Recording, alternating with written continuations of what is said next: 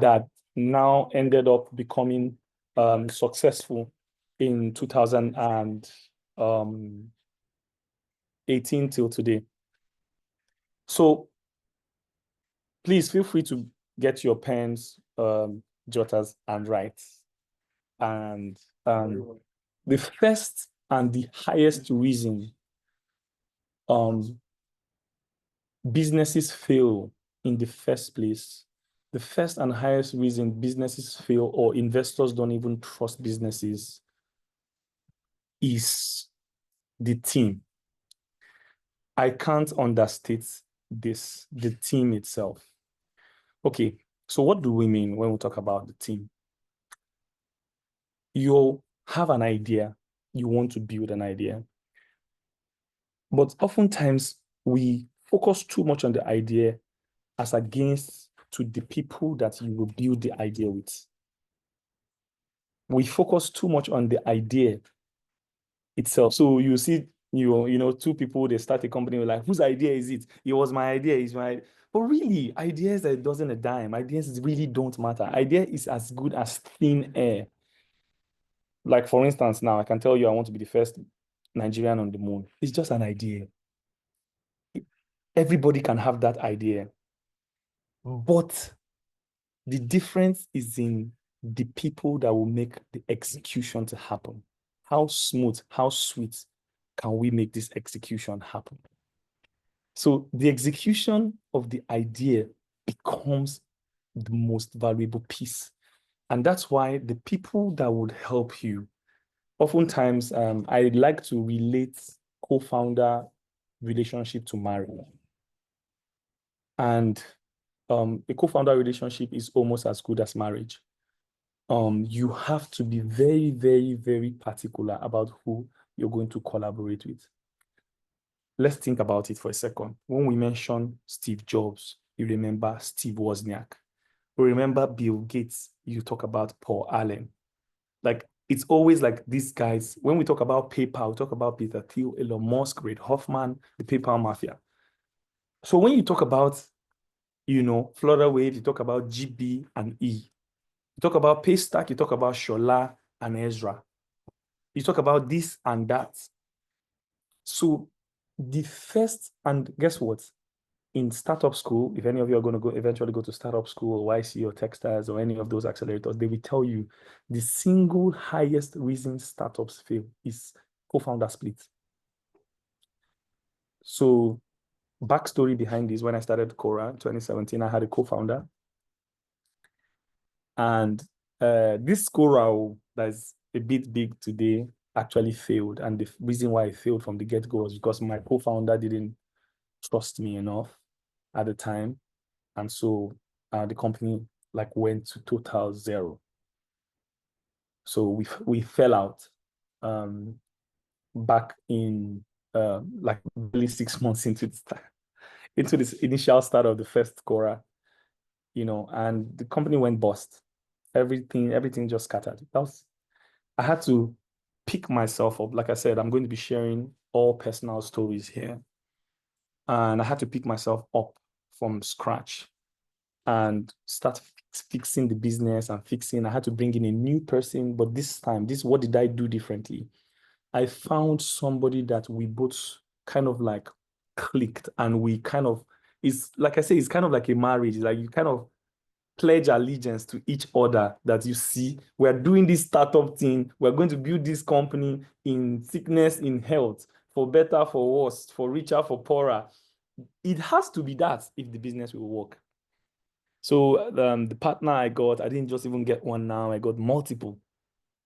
So the multiple partners I got since 2018 since 2019 till today have been with me, and the relationship has only gotten better every single year after.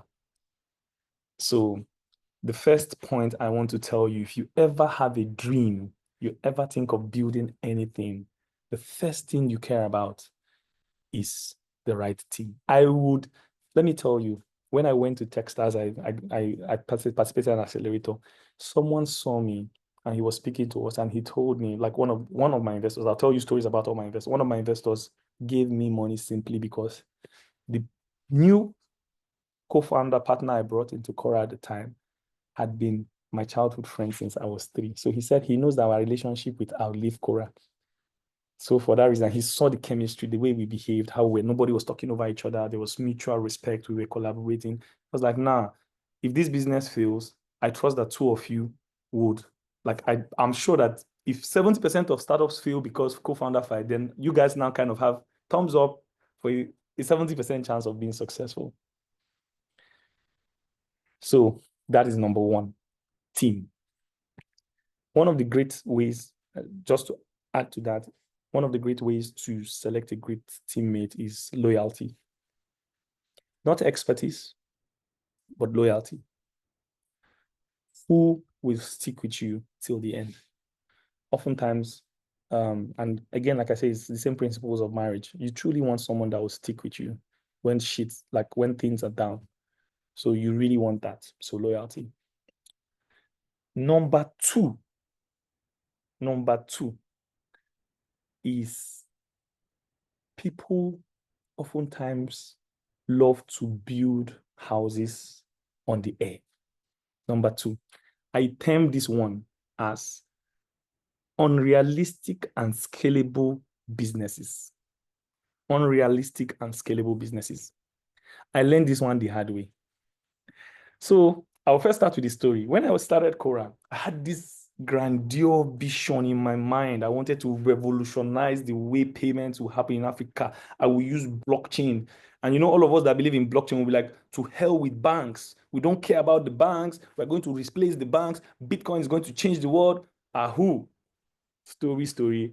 Such a, that is such an I was building houses on top of thin air.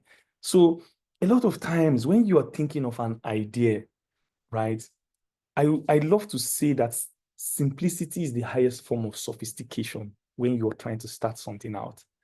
Don't try to do things that they've sold us this dream of saying you should be so unique in what you do that nobody else is doing it. It is not pride to do something nobody else is doing.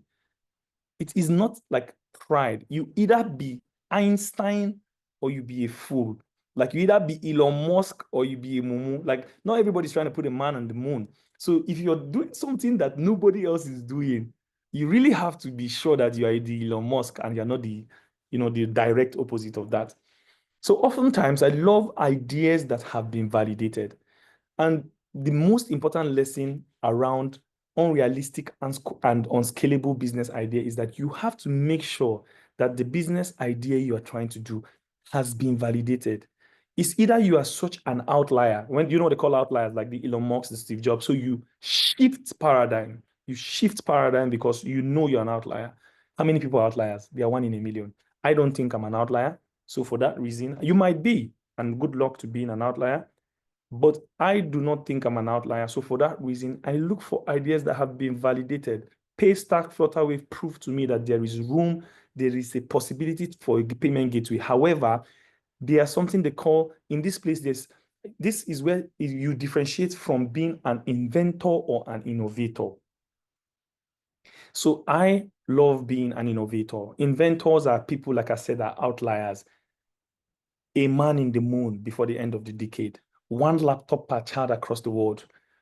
Interplanetary space travel. That's 1 in a million. But people like myself, I love being an innovator. I know Paystack has done it. I know Flutterwave had done it. So all I need to do is simply do what they have done +1. Do what they have done +1. And then I build from there. So when I started out Quora initially, it failed because I was very braggadocious, utopic. We will replace everybody. We will change everything. We will scatter everybody must move away. We are here. Then there's one saying Mike Tyson has. Everybody has a plan until they get punched in the face. So I got a heavy punch. Then I now realized, no, that's not how to go about the idea. You calm down, you sit down, you settle down. You find a validated idea and you innovate. So what did I do differently? I picked the same payments business, forgot about all the blockchain, all those things. Went to Central Bank of Nigeria, tried to get a license. built a simple payment gateway, and that time they will say, how are you different for Flutterwave and Paystack? I say, no difference. The only difference is that if you call me 12 midnight, I will pick your call. Flutterwave CEO will not pick your call. That was my difference. Customer service was my difference. I started the same exact business, but I put my blood and my sweat into it to make sure that I would be differentiated by the quality of service. Till tomorrow, call me 12 midnight, I will pick your call. Then slowly, I now said, Paystack is not serving customers across Africa. In that across Africa, only Flutterwave, I will dive into that place. You see, I've carved out another niche. Then I carve another niche. Then I started cross-border. Then I started settlements. Then I started pay-ins. Then I'm now launching virtual cards. Can you see how different I am now from Paystack? But I started by validating, by following a validated idea. It's always smart and better for you to be realistic and innovative than trying to be inventive. So and that does not mean if, again, there might be an outlier here, 1 in a million kind of person. And that's why I still recommend you to try your outlier idea. If you think you can do some things that no human being has done before, still try it out. But it's always better and nicer to always go for a validated idea. Thirdly, this one, you must hear financial management. So initially, when I raised, in 2019, I raised about $1 million. I flew back to Nigeria. I rented a very decent office because I needed an office. Then slowly, I now started getting the urge to be buying some kind of quality fish for the staff every evening. Then after a little while, I was now like, nah, we have to be doing office games. So I would be buying expensive alcohol for it's a staff something. Before I know what, I need to be sponsoring people to be going. I want to sponsor the conference. I closed my eye and opened it. The money I raised drained by almost 60% in less than 1 year. Financial management. We oftentimes, even prior to raising the money, everybody was suffering in the office then. I didn't care. But the second money touched my hand. That's when I know that the staff need to eat a nice quality fish.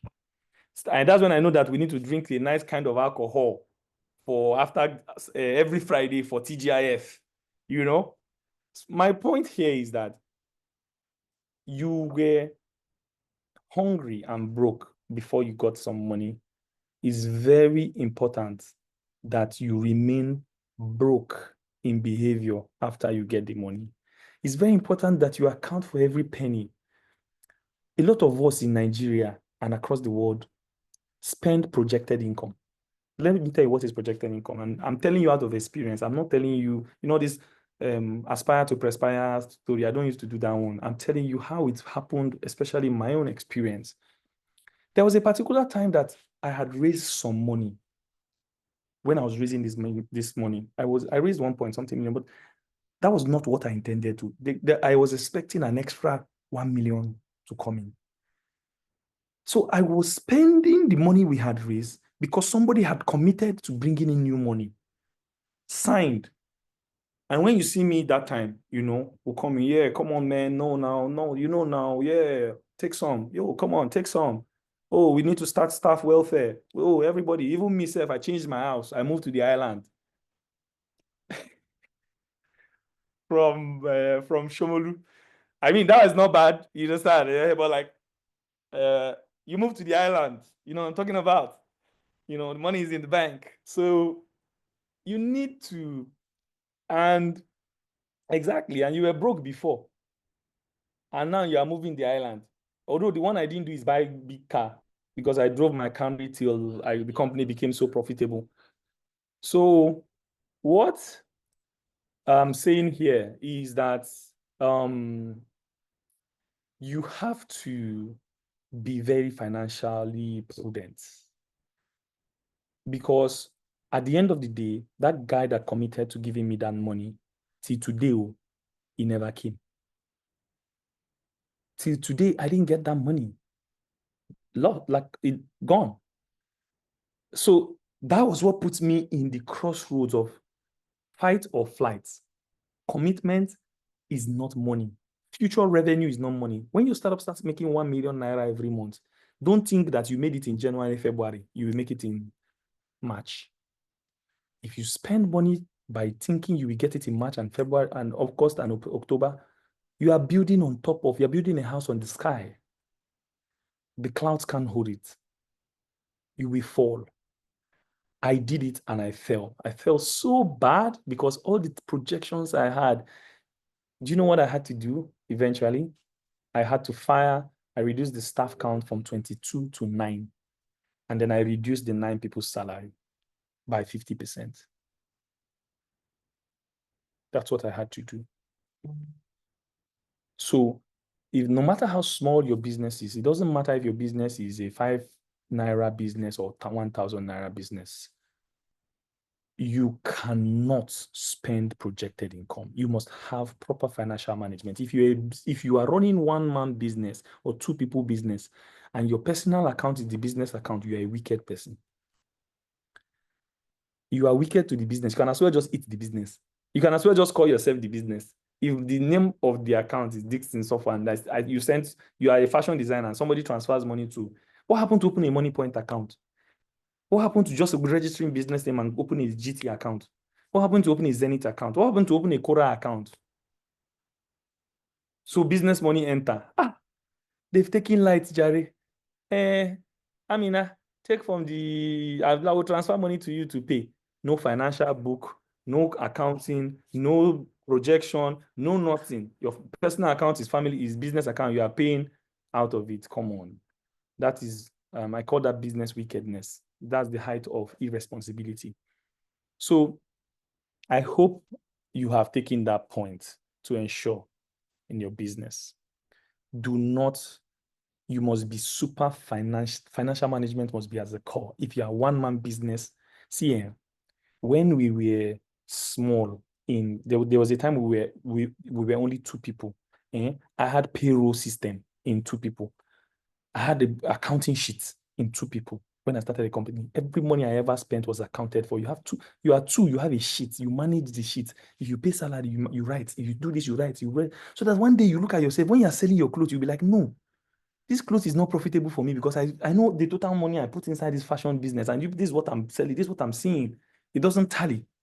Okay. Now, let's go to the 4th point. The 4th point is expertise.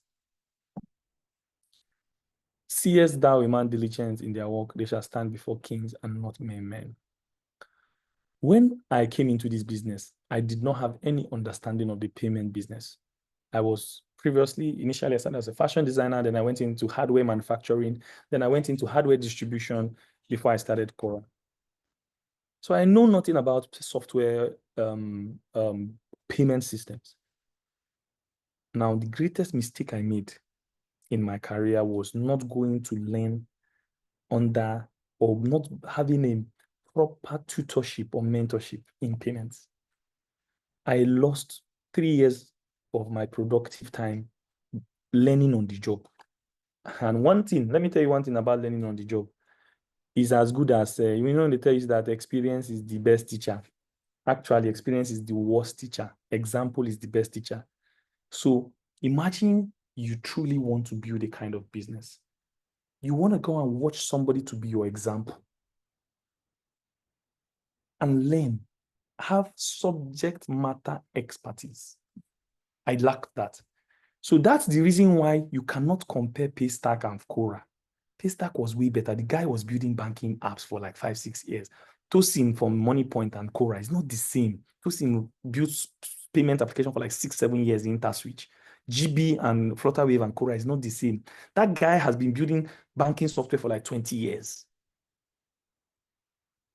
And then me, fashion designer, want to come out and compete with people that have been doing payments for 7 years. It will not work now. It will not work. So if you have an interest in a particular industry, pay your dues, build expertise. calm down, settle down, go into somebody's hand, let them teach you, let them train you. In Igbo, used to call it boy.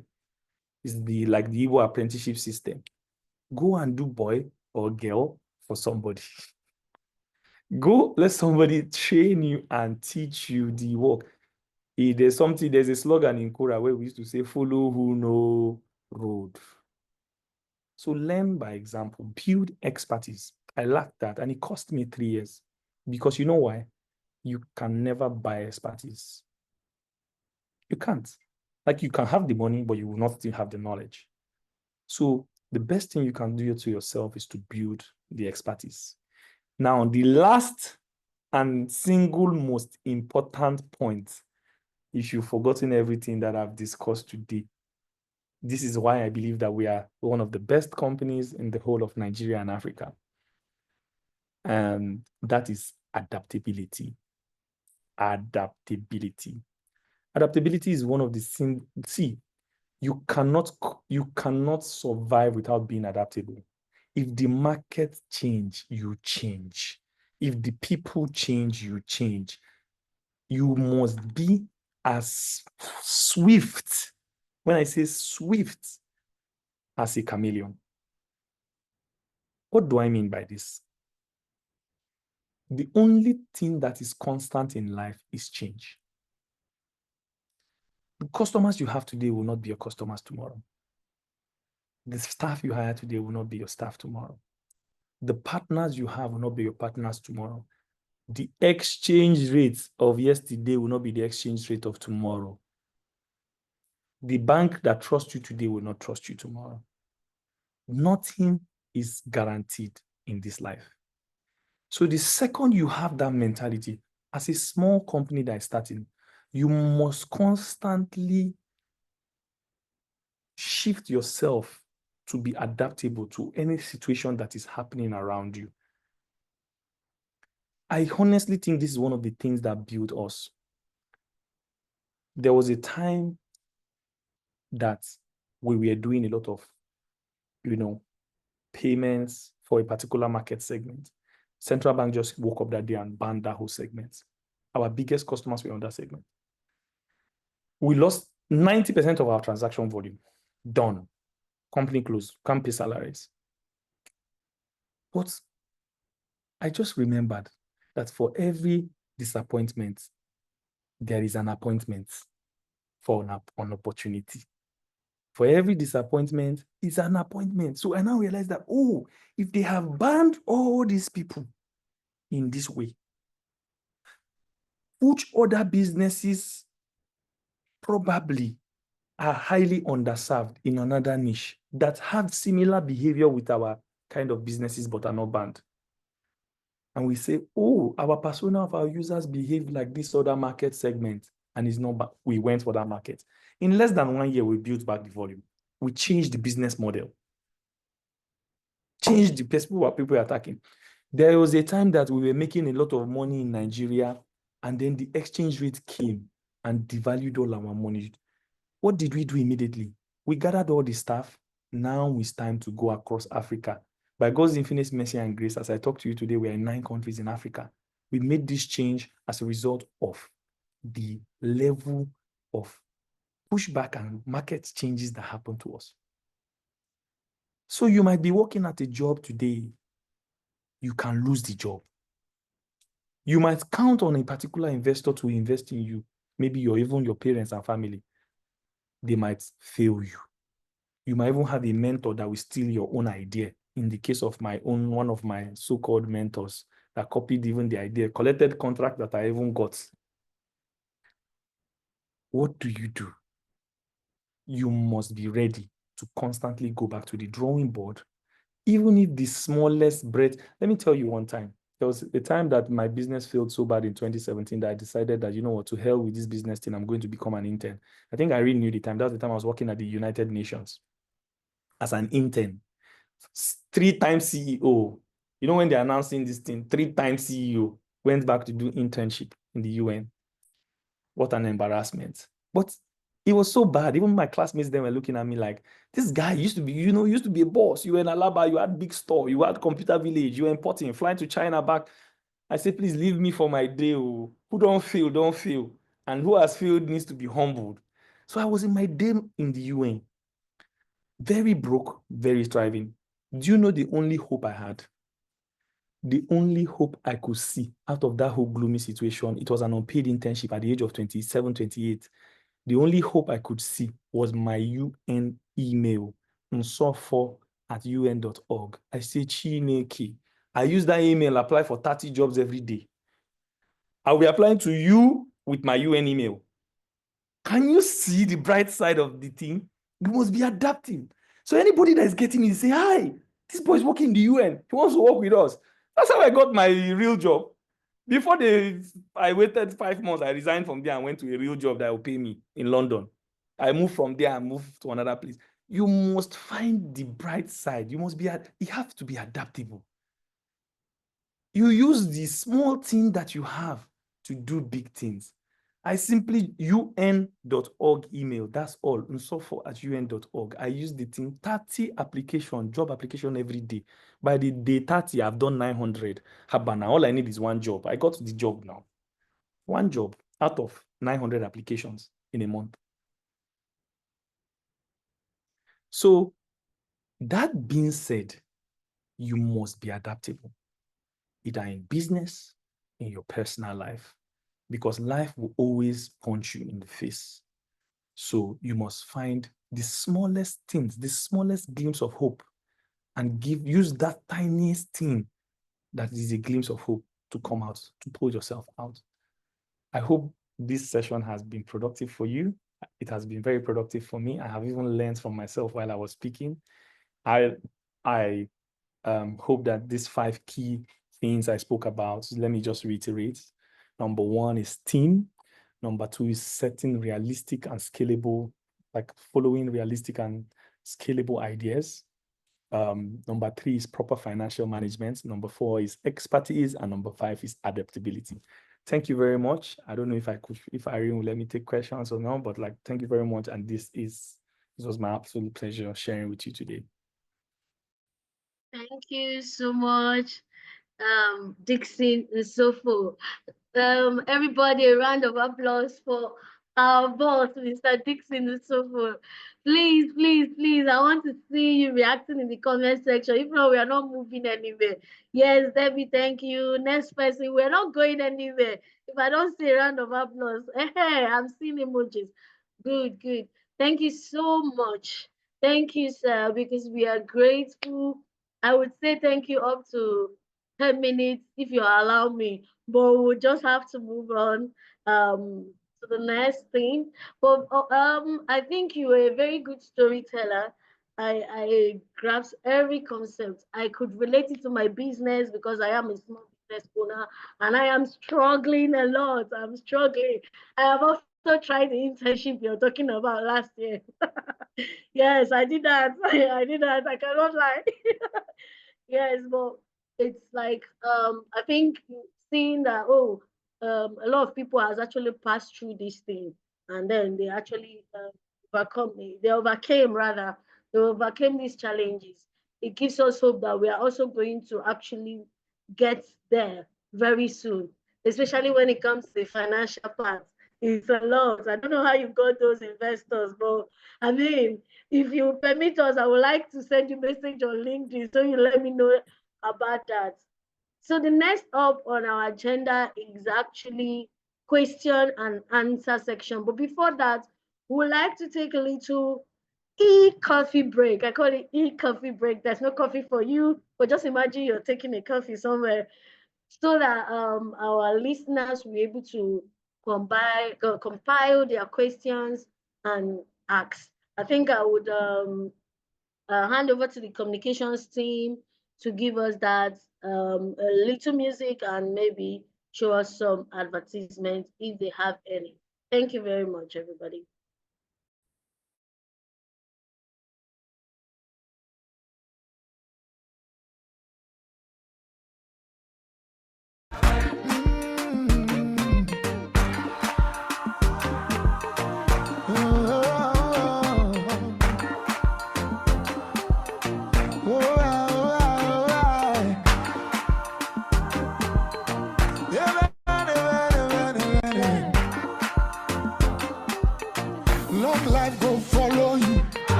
Governments go favor you.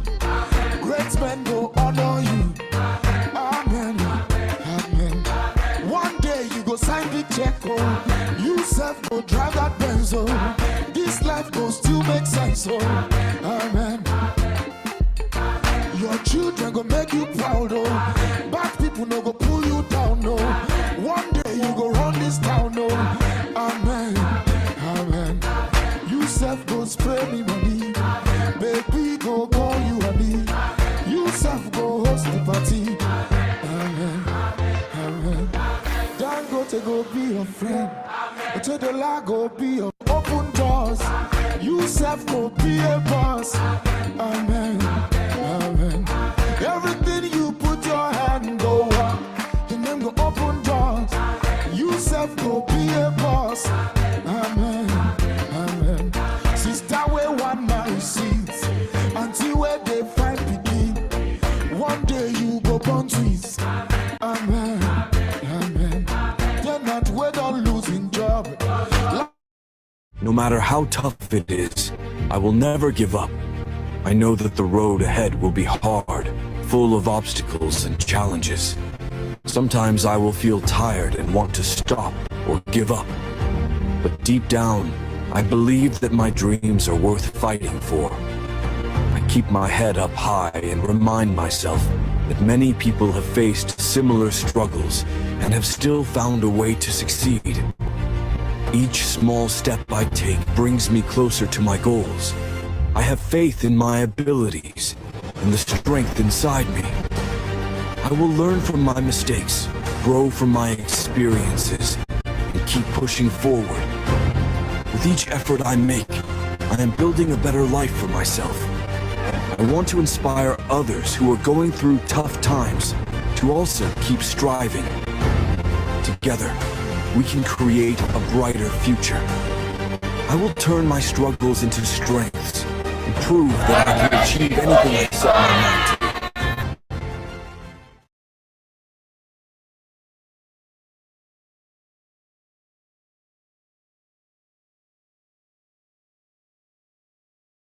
It is with great joy that I stand here to welcome every one of you that have come to join us on a special day like this where we are having our career talk. My name is 𝐁𝐮𝐬𝐢𝐧𝐞𝐬𝐬. I studied building, which has to do with construction of houses, but this is my first book.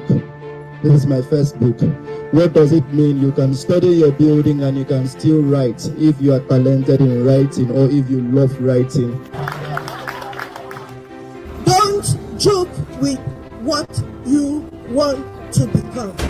Good day everyone, my name is 𝐁𝐮𝐬𝐢𝐧𝐞𝐬𝐬. It's a privilege to stand before you and speak to you as regards different career paths. I need you to turn to the person that's sitting beside you and tell them I'm a genius. 1, 2, go! So, yeah, that's great. Who knows what it means to embody excellence? To embody excellence means every time you're excelling. Excellence is just like a part of you. That's what it means to embody excellence. A round of applause for him. Take a deep breath. Now, you will close your eyes and imagine where you want to be in the future. Even if this rubber band breaks, if you cut it, join it together, it still forms that circle. That is how you should see yourself. In this short time, have you learned something that is worth a lifetime?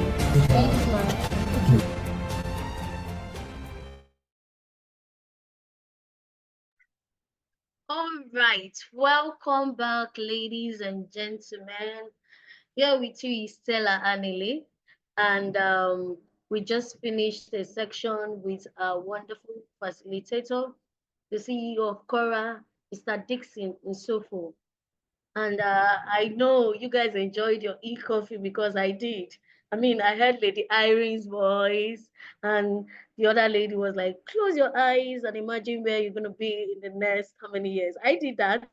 I could imagine myself taking over Elon Musk's money. Anyways, that was a joke. So let's move on to the question and answer part.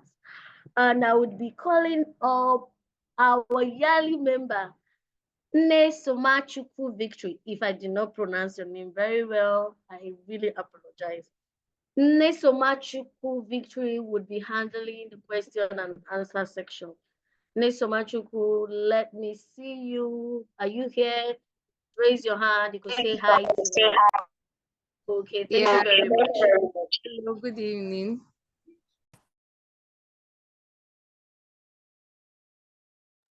Hello, good evening. Good evening. Good evening. Thank you so much, Mrs. Stella. Miss Stella, I don't know which one to address you as well. Thank you so much. Okay, for the questions, going through the chat here, there are not much of the questions, but I think somebody had a question like, the person was like, how do they get the previous records? Kizito Ojoma, please, I came late. How do I get the previous records?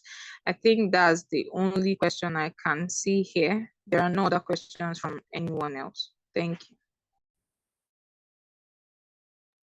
Okay. Okay. Miss or Mrs. People's hands are raised. People's hands are raised. Okay. Someone Okay, wants Stella, please, 1 minute. Okay. Please, let this be like an announcement. Please drop your questions on the chat box. We've seen hands raised, but because of time, we will not be calling on each person to speak. So you drop your question on the chat box, and what Victory would be doing is to read out the questions on the chat box. So please, Victory, back to you, please. Thank you very much.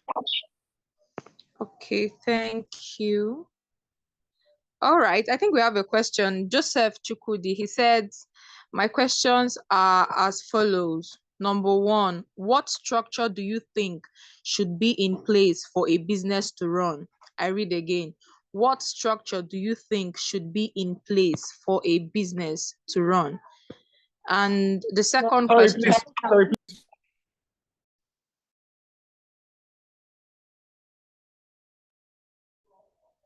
Hello? Sorry, please come again with the question. Okay, he said, what structure do you think should be in place for a business to run? Okay, that's a really broad question. What kind of business? Like, can you give me more context? But like, what kind of business are we talking about? Okay, I think what he added to the question was structure as pertains system. He says structure as pertains system. Please, Joseph, can you elaborate on your question? Joseph Chukudi, make your question. Okay, he said an academy that does tutoring and offers services. What structure do you think should be in place for an academy that does tutoring and offers services? Okay. So that means that person is the business themselves. Okay, so the first thing you want to ensure, again, I think I might not be able to explain the full processes that should be in place, but structures that should be in place, first of all, is like if you're a tutor, then time truly matters. So you have to have more or less something structures, like try not to teach randomly. You have to probably want to have a timetable. Then of course, if you want to focus more on operations of that business, because that's a service-based business. Like, how many students are you having? What time do you take them? Like, build out that whole schedule.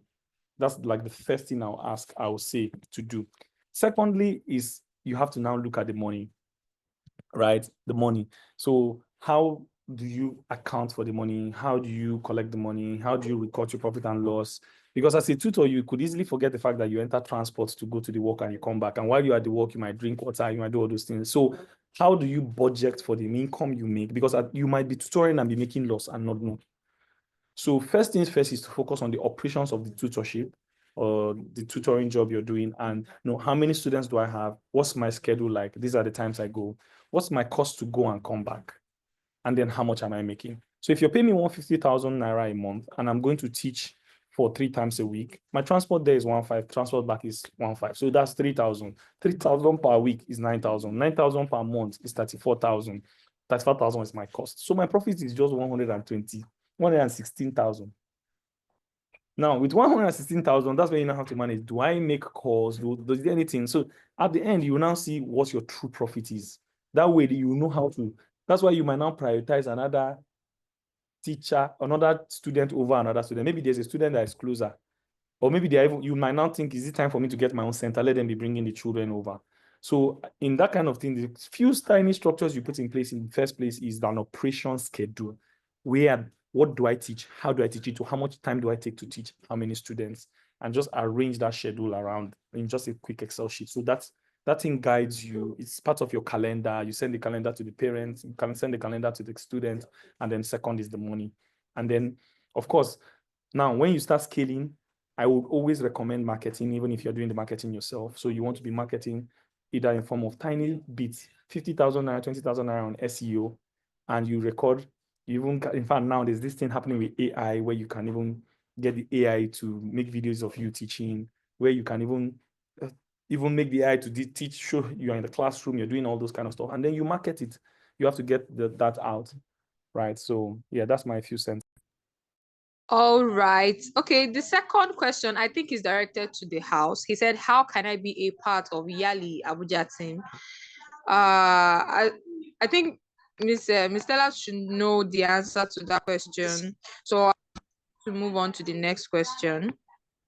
The next question says from Irene David Arize, please, what do you look out for while selecting your team? What do you look out for while selecting your team?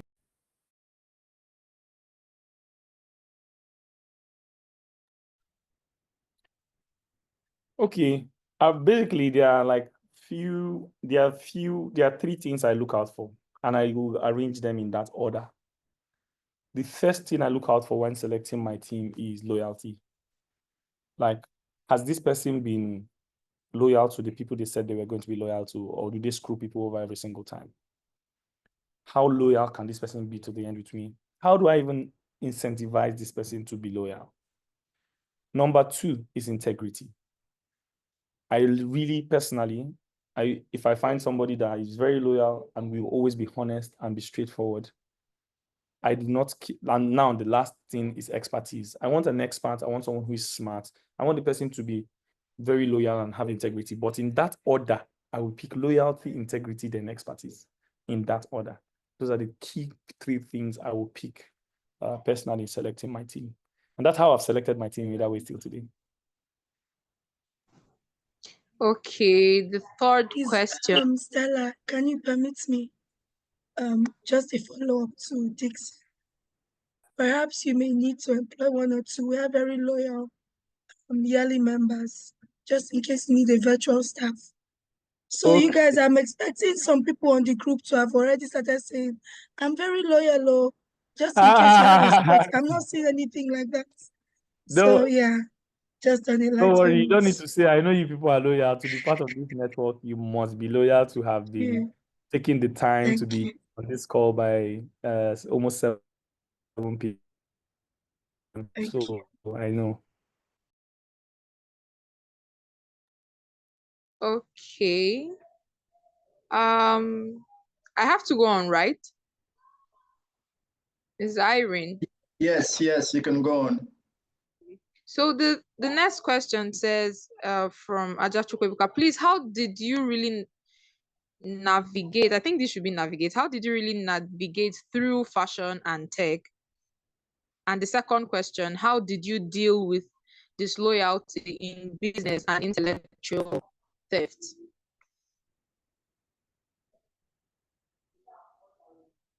Please, how did you really navigate?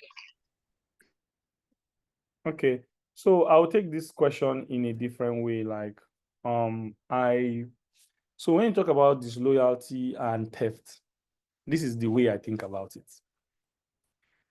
I don't believe ideas, like what can you truly steal from me? Okay, except maybe you steal some money, but like you steal my idea, you steal something, I will let it go.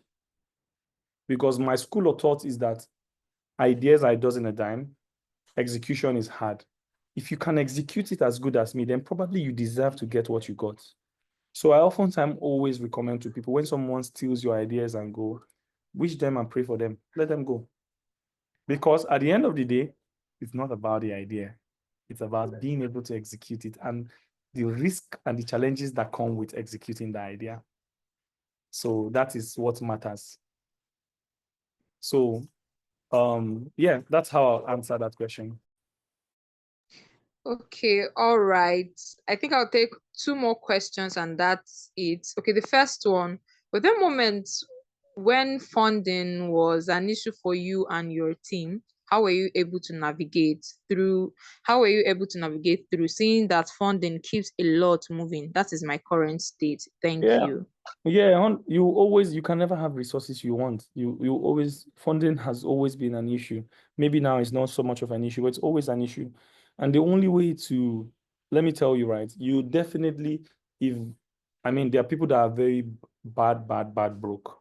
Those people, the only thing they have to be able to get funding is just their expertise.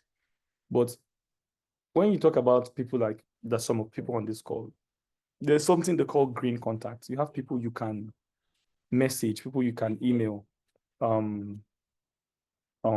like people in your family, you can raise a family and friends round, and you can easily get money for. So that's actually how I started. I got my friends. Some people gave me 500K, 200K, 1 million, and you build and test the idea first. And sorry, I might have to drop off now. But like I think this will be the last question I'll be able to answer because I have another very urgent obligation. But yes, funding will always be an issue. You always have a funding issue. However, the best way to handle it is always start with the network around you to get the tiny you can and do the most with the tiny you can. Even if it means just building or sewing the first one or sewing the second one and then carrying it around to go and beg other people to say, guy, give me, the clothes is 5K, give me 2K. When I finish sewing it, pay me the 3K balance. That was just how I started the fashion business. I went to like 50 of my classmates. Of course, maybe like 200 people said no, but 50 said yes. And I collected 115 and I made the shirts. And then I later went back to collect balance after I've made the shirts. So there's many ways. You just have to start from the people that trust you or your family and friends. Thank you. All right, thank you. The next question. So I run a laundry and a cleaning company. Sorry, Deborah. He says he needs to leave now. So I think we should just say a very big thank you to Mr. Dixon. You can always reach him on LinkedIn. And yeah, I know that, you can try and reach him on LinkedIn for more insights and questions. But thank you so much, Mr. Dixon. I know you have to rush off now.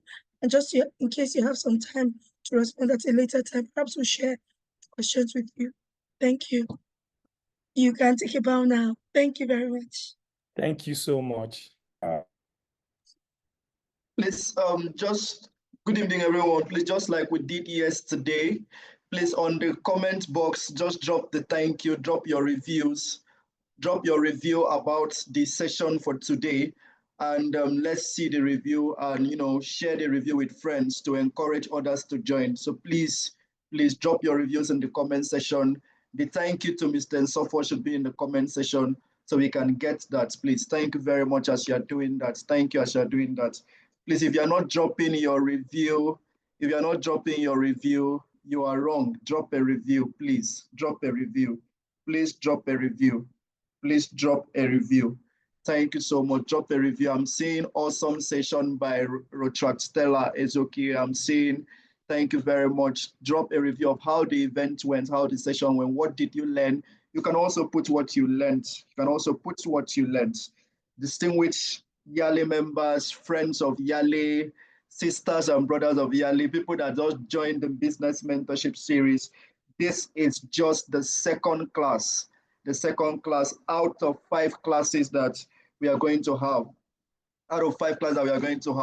So I just want to prep your mind concerning our next class. Our next class will be much more powerful, much more awesome. I'm seeing Michael Ajewole saying this is an eye-opener. I can assure you that the next class will be much more than an eye-opener. In fact, it will be a brain opener. So don't miss the next class. It's holding on the 10th of March. I will not reveal the speaker for now. So just get prepared and join us on the 10th of March. I'll hand over now to the coordinator to please continue. Thank you very much. Thank you. Thank you so much, 𝐷𝐁𝐻. Thank you, Stella, our moderator for today. Thank you, Deborah, who took the questions. Thank you to all our very engaging participants. I mean, this is our second session based off the series that we have planned out. And as I had mentioned when we just started, we carefully selected every single facilitator. They run their own businesses. They have excelled in these businesses. They have proven concepts. It's not just a telling wishy-washy stories. You know, you can go check on their profiles. I would really encourage you for next time. One of the things I did see on the platform, because now you don't know who the facilitator is, most of us here are connecting from different parts of the country. I was expecting to say, oh, do you have like a virtual training or internship or something in your organization, you know, or can I send you?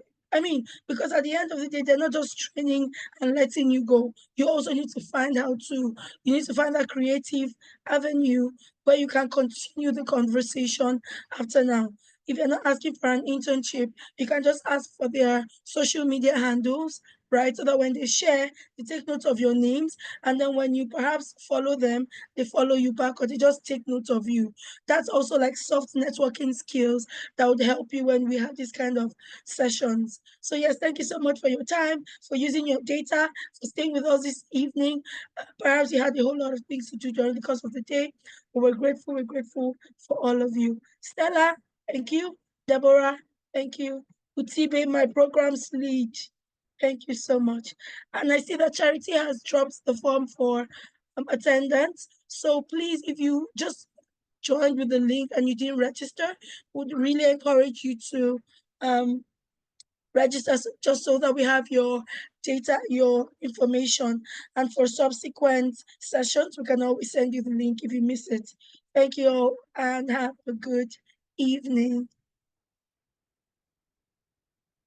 Bye, coordinator. Bye. And please, we can drop all our handles in case you want to follow each other. I think that's also fine.